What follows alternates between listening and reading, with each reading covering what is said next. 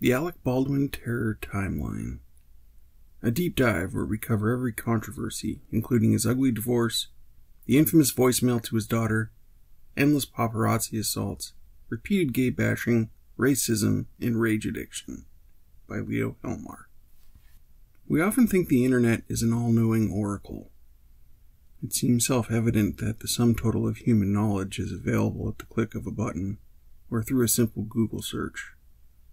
As someone who often digs through archives and collects old periodicals, I know that this is a myth. The internet is actually a memory hole. Most stories over 5 years old are missing photos and links, or they are inaccessible because of a website redesign. Lots of other material is hidden by the algorithm or otherwise lost to time. I started looking for a timeline of all the wild controversies that Alec Baldwin has gotten himself into over the years. This thought crossed my mind as I was reading a 2008 profile of Baldwin that was written in the New Yorker magazine. In the profile, Baldwin alleged that his ex-wife, Kim Basinger, was alienating their daughter Ireland from him.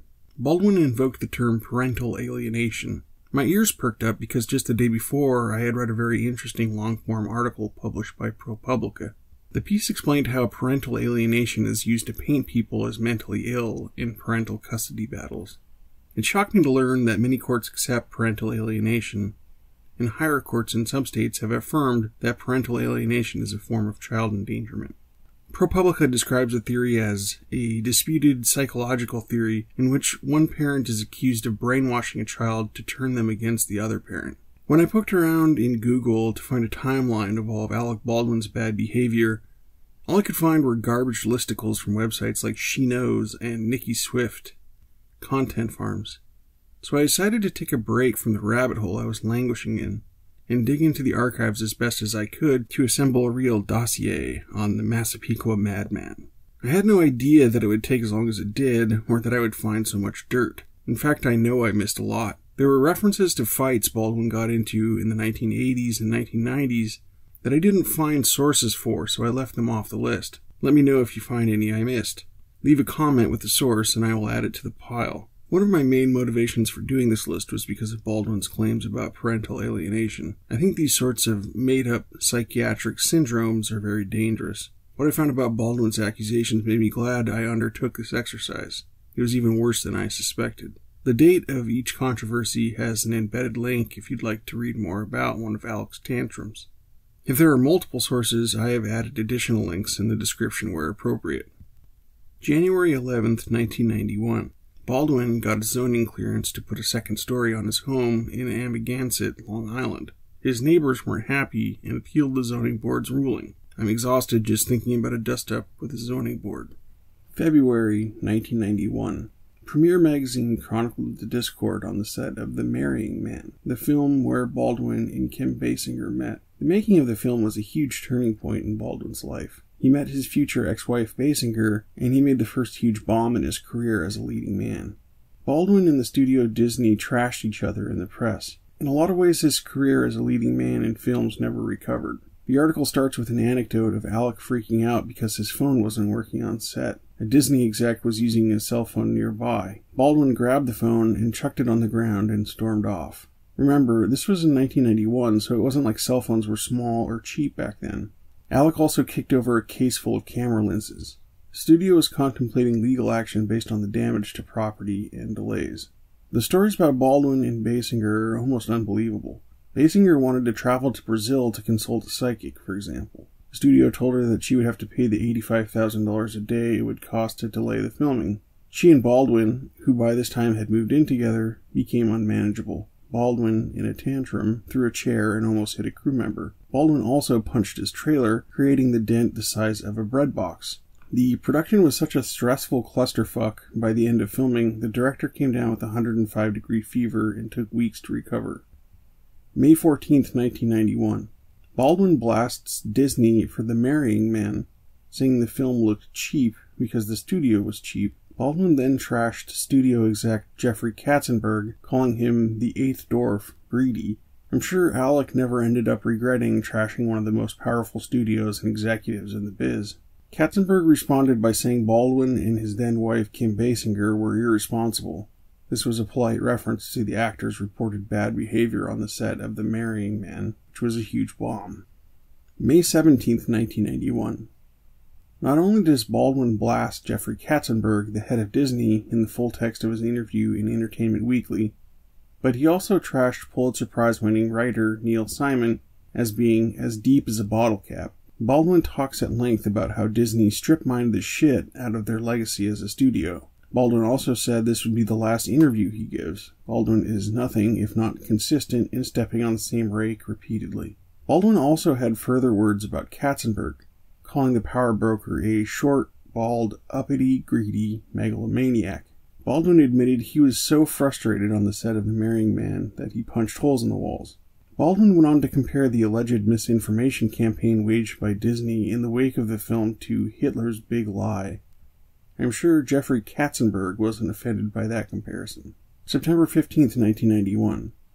Baldwin is dropped from Patriot Games after his diss of Disney exec Jeffrey Katzenberg. Baldwin would never reprise his role in the Tom Clancy series. June 3, 1992. Baldwin apologizes for calling the driver of a horse-drawn carriage a gay slur the week before. Baldwin hurled the invective at the man during a city council meeting about whether to allow carriages in Central Park. Baldwin objected on the basis of animal rights. September 7, 1992. Baldwin exploded after asking for a pair of tickets to be left for a friend of his at his Broadway performance of A Streetcar Named Desire. Tickets were sold out, and when Baldwin found out after the show, he freaked and trashed his dressing room. February 1994. A profile of Alec starts on page 70 of the February 1994 Esquire. Luckily, it was available on archive.org. The piece detailed drama on the set of The Marrying Man, the film where Baldwin met Basinger and they fell in love. The film, in a grim foreshadowing, was a colossal flop and PR nightmare. The article recounts leaks from the studio during the filming about Baldwin's tantrums. Baldwin smashed cellular phones, walls, and a director's chair. The film was a major speed bump for Baldwin and Basinger's careers. The author said that Baldwin developed a pariah complex after the film. I think he developed it earlier in life, but it's moot after so many years. The article also recounts Basinger's loss in the Boxing Helena lawsuit, which I also delve into in the section recounting Baldwin's book on his divorce from Basinger. Baldwin described the lawsuit in terms of a rape by jurisprudence, which is obviously tasteless, but to me informs how Baldwin views himself as the ultimate victim. I also marvel because if he thought that then, in 1994, it's easy to see how things escalated when he went through one of the most bitter divorce and custody battles years later after his separation from Basinger. The profile is a fun and enlightening read. It has a lot in common with the 2008 profile in The New Yorker. It's obvious that Baldwin wanted to be macho for his interviewer, and at the end of this Esquire piece, Baldwin and the writer go skydiving. March 1st, 1994. Baldwin trashes New York Senator Al D'Amato, calling him the bozo pool attendant from Island Park, and wishing that D'Amato would get in a serious ski accident with a large tree. Baldwin's ugly quote became a tabloid bonanza when D'Amato did get into a ski accident in Park City, breaking his shoulder in 3 places. October 27, 1995. Baldwin hit a cameraman who was recording Baldwin's wife and child. Alan Zanger was the photographer and said Baldwin approached him and began arguing with him, then punched him in the nose. Photographer assault tally 1. January 31st, 1996. Baldwin and William Adio, a Hampton local, were embroiled in a feud that took place in the letters to the editor section of the East Hampton Star newspaper. Adio labeled Baldwin as one of Hollywood's 10 biggest perverts and challenged Baldwin to a charity boxing match.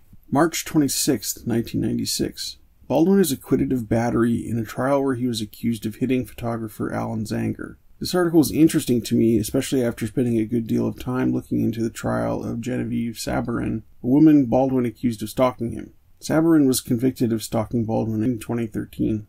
What really tied the two cases together in my mind was Baldwin's seeming willingness to embellish facts in a courtroom. In the trial involving the photographer Zanger, there was a videotape of Baldwin spraying shaving cream on the paparazzi's car window, but there wasn't a tape of Baldwin hitting the guy. Baldwin called Zanger a stalkerazzi. There was audio of Baldwin calling the cops after allegedly hitting Zanger. Baldwin told the police he was afraid his child was going to be kidnapped. There was also a taped interview of Baldwin played at trial where he appeared to admit to hitting Zanger, but he claimed it was in self-defense. Baldwin was later found liable in a civil trial and had to pay Zanger $4,500, a pittance, but he used his daughter as a shield and got away with it, and he again labeled this inconvenient person a stalker. November 25th, 1996.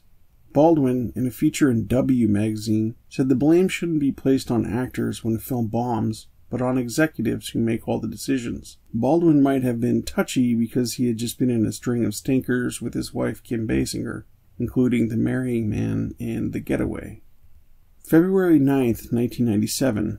Baldwin writes a series of angry letters in the East Hampton Star. A New York Times article mentioned that there was speculation that someone else was writing letters on behalf of Baldwin. Baldwin had been complaining in the letters section about a sanitation worker, a local conservative man, and the town board. Baldwin weighed in on composting and recycling policies, and was so wonky and specific that a local publicist believed it was impossible that Baldwin knew the local issues at such a granular level. The article also mentioned an earlier controversy that Baldwin had gotten into in the Hamptons. I could have easily written a 10,000-word piece just about the dust-ups Baldwin has gotten into in the Hamptons. It's really exhausting just looking into it, but his 1990 zoning dispute is something I have read about in many sources. Baldwin had been involved in a lengthy dispute involving the local town zoning board of appeals about a chimney Baldwin built that his neighbor complained about. Baldwin apparently built the chimney too close to the property line and needed to get a variance. I cannot believe that I'm even writing this, but Alec Baldwin's pettiness is bottomless. Baldwin and his associates in the Hamptons charged that there was a conservative conspiracy attacking Baldwin, and insults and accusations flew back and forth. Not quite the vast right-wing conspiracy that Hillary Clinton alleged was after Bill, but I guess we all have to start somewhere. January 9th, 1998. Baldwin appears on the Montel Williams Show as part of an advocacy group called Standing for Truth About Radiation, or STAR. As chronicled in an article in MIT Press and a book by Robert Crease, Baldwin is the leading celebrity spokesperson for STAR, which was protesting a non-existent threat of radiation poisoning from the Nobel Prize-winning Brookhaven National Laboratory. Baldwin and his group whipped up a hysteria about a small leak of radiation from a storage pool, not a dangerous reactor leak, and spoke on programs like Montel Williams' show about sky-high cancer rates and being denied access to the lab. The rates of cancer are 200 to 300 times the national average in this area on Long Island, Baldwin said, which was a figure he pulled from the air. The article is an interesting read, and the author uses this incident as a way of foreshadowing current trends of science disinformation campaigns. December 15th, 1998. On Late Night with Conan O'Brien, Baldwin makes inflammatory comments about the current impeachment proceedings against President Clinton. Baldwin suggests that Americans should stone to death Representative Henry Hyde, one of the congressmen involved in the impeachment proceedings, as well as Hyde's family. "We would stone Henry Hyde to death, and we would go to their homes and we'd kill their wives and children," said Baldwin. July 15th, 1999. Columnist Andrea Pizer trashes Baldwin for trying to use his fame to get out of a $40 parking ticket his wife Kim Basinger got. In the column, she comes up with many great digs at Baldwin's expense, like labeling him a half-wit, double-width actor. The parking ticket was issued in the Hamptons, the wealthy community outside New York City, where police and locals were scandalized by Baldwin's boorish behavior. Pizer also mentioned Baldwin's recent tirade against Representative Hyde, where he suggested that the congressman and his family should be stoned to death. I'm starting to think this Baldwin guy is a real jerk. September 19th, 2000. Kim Basinger is quoted in a German magazine saying that she and Alec would leave the U.S. if George W. Bush was elected president. When Bush won, Baldwin was inundated by emails and posts to his website, so he said Kim was misquoted. Alrighty then. January 18th, 2001. Shortly after Kim Basinger's split from Baldwin,